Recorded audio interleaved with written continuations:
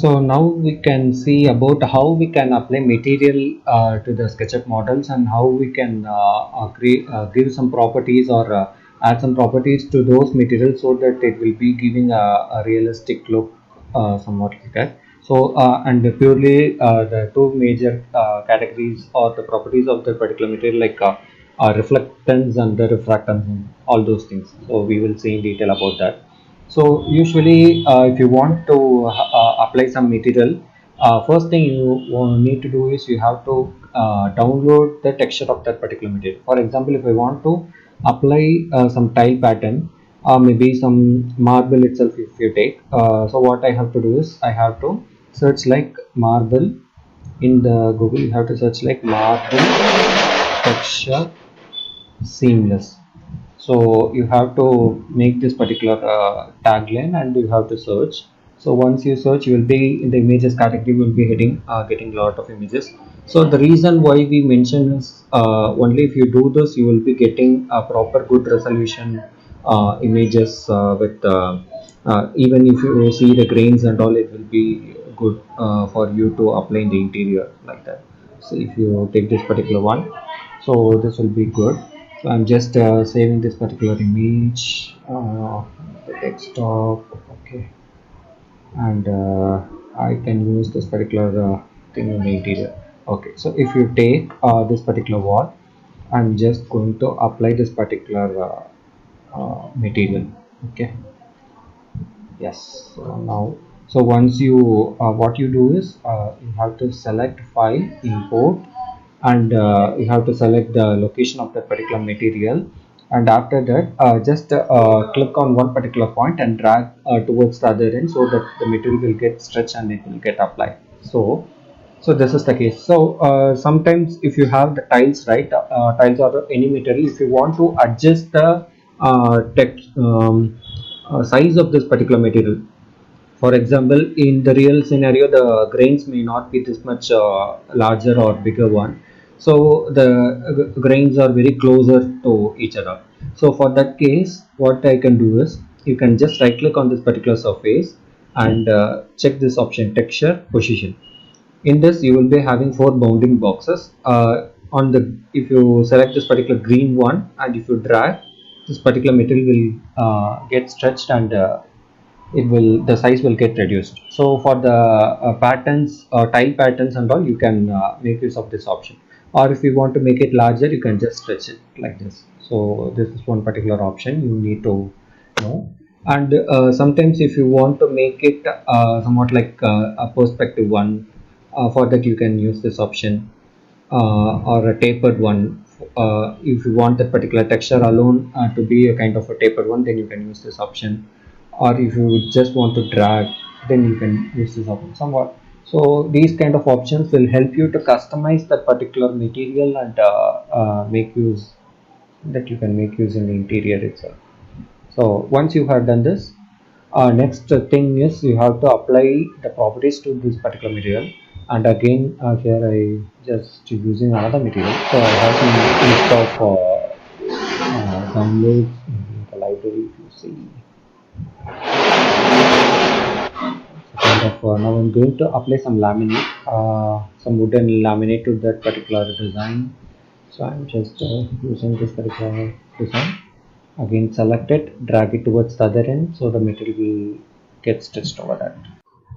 So once you have applied all your materials to your model, so here I have applied for the wall some marble texture and some wood texture for the paneling and a tile texture for the floor. So once you have done all these things, next the important thing what we have to do is we have to uh, apply the materials with the reflection and refraction, all those qualities, all the properties we have to do.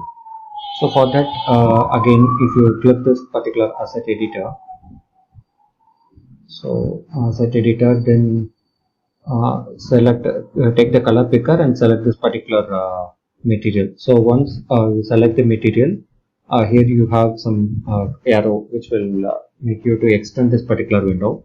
So now in the category you can see reflection, refraction, all these things. So in the reflection, if you want this particular material to be more reflective, you can just increase this particular shade, or what you can do is you can simply avoid this, and you can create separate reflection category. In this, so from the plus icon you will be having that. From this you can select here, you can check the reflection. In this things has to be what mainly has to be checked is this one, like the glossiness, how much glossiness you want, you can drag accordingly. If you want the material has to be less glossy, then you can just drag it, and if you want the material to be more reflective, then you can drag it to the end, or you can just adjust if you want it to be a kind of a matte finish, then you can just make it simple.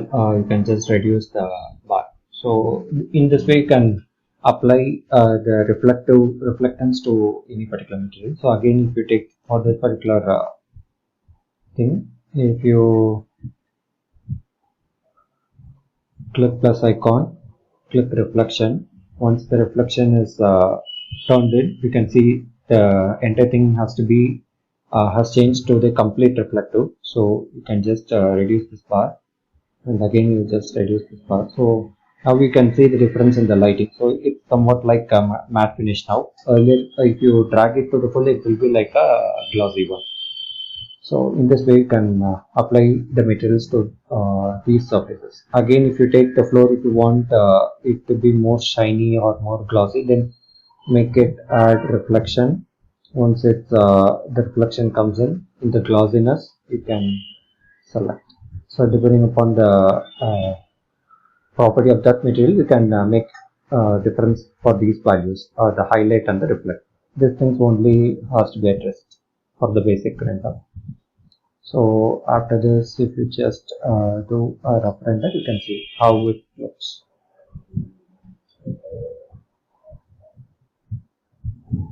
So now I have added a series of lights to this particular wall just to highlight this particular wall. So along with the ceiling lights where we have used this MSO property, I have also added this IES lights, so which I have shown you in the earlier video. So you can see that curve pattern light which is falling in this particular surface. And again, along with that, you can even if the render is complete, you can see that reflective properties of those materials.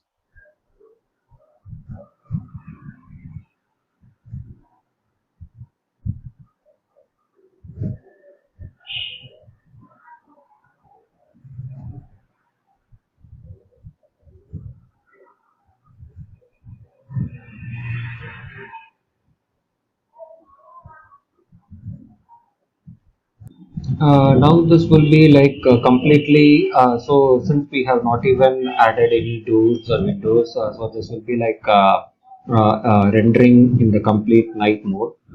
If you want a kind of a combination of both the daylight and the artificial light, then you can simply add some window. So what I'm doing here is I'm just making the window very large, so that it will be having a very good light inside. So I'm just creating another component, and I can create a frame. So I'm just creating some frame, and for this frame I'm just applying the same wooden material here. After that, I'm just going to add some glass. Very important thing when you are doing the objects or the elements which have very smaller thicknesses. Once, if you want all your material, whatever the properties you have applied, if you want that to be reflected in the render, then obviously all your materials should have some minimum thickness. See, if instead of just projecting this particular plane, if I just apply this particular glass material, obviously in the render it won't act as a material.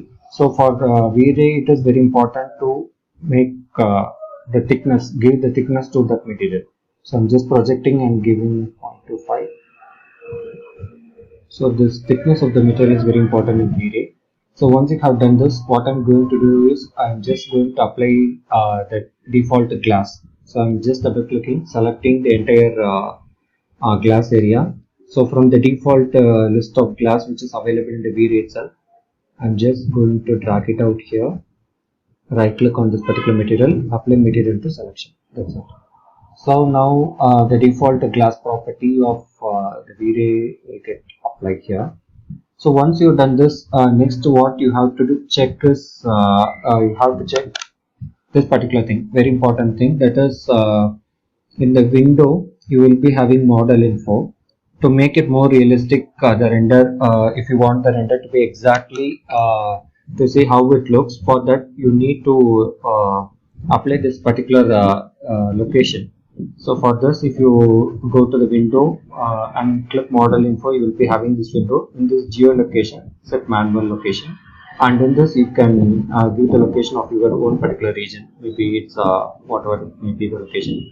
So you can just Google it your latitude and longitude. So based on the coordinates, you can just apply, and once it's done, you will be getting the exact shadows or the lighting which is there in your region. After that, I'm just taking this. So this particular button will enable you to see how the shadows are.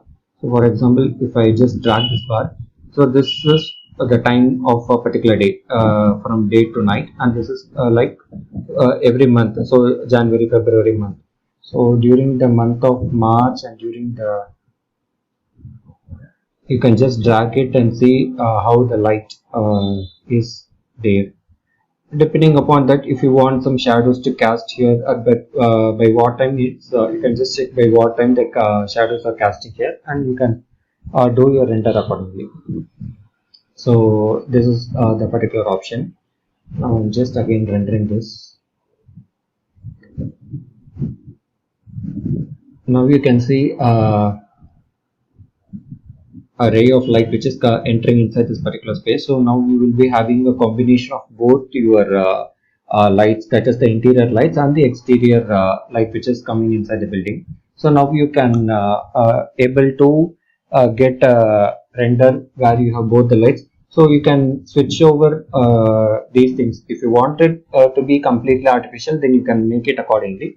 Or if you want to make it as a completely this one like daylight, then you can make it. See again, you can see a kind of some glossy reflection in this particular surface. Since we have applied the material property as a glossy one, we can see that is being reflected here. So once you are applying this glossiness to this particular floor, again whatever the light or the daylight which is coming in, it will get reflected in the interior space, and it will add more light to your space. So you can plan accordingly. So this is about the lightings, that is the daylight and the artificial light. And next important thing that we want to check, or we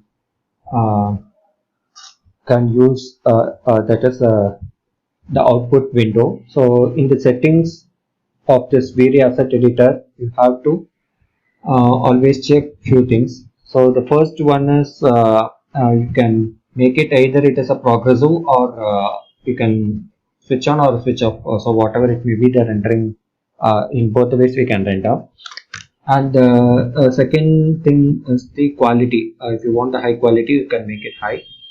And these things are the default ones. We are not going to change anything.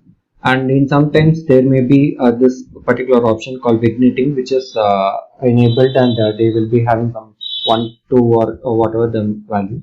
So vignetting is a kind of effect where you will be having all through that is around the outer frame of your render, you will be having a pinch of darkness. So you can check this particular vignetting effect in Google. So you can disable that so that your render will be looking good.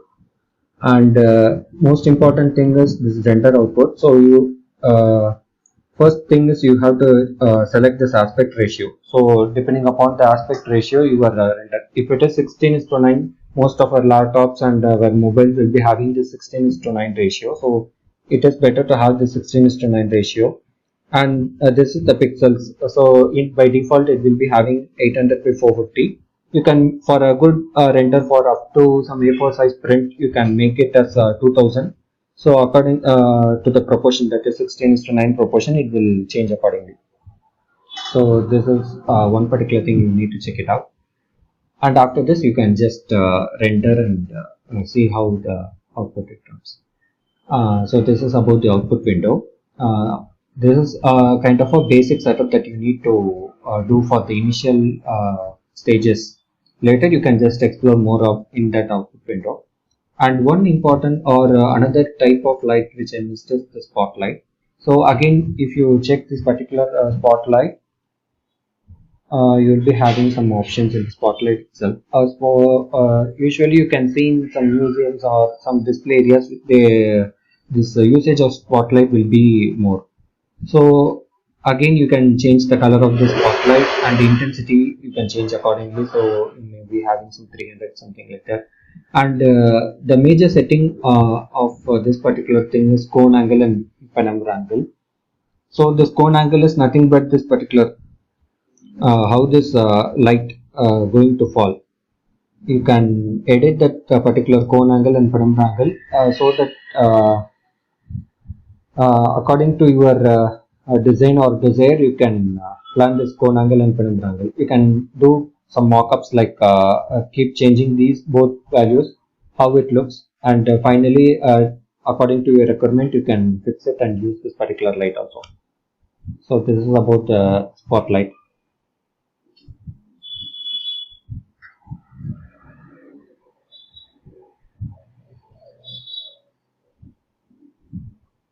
If you increase the cone angle, it will be like now it's more steep towards the down. If you increase the cone angle, it will be more wider. So that is the basic difference. You can just explore it out. Maybe you can do some rough renders so that you will be knowing the difference between these two. Okay, so with this I just stop.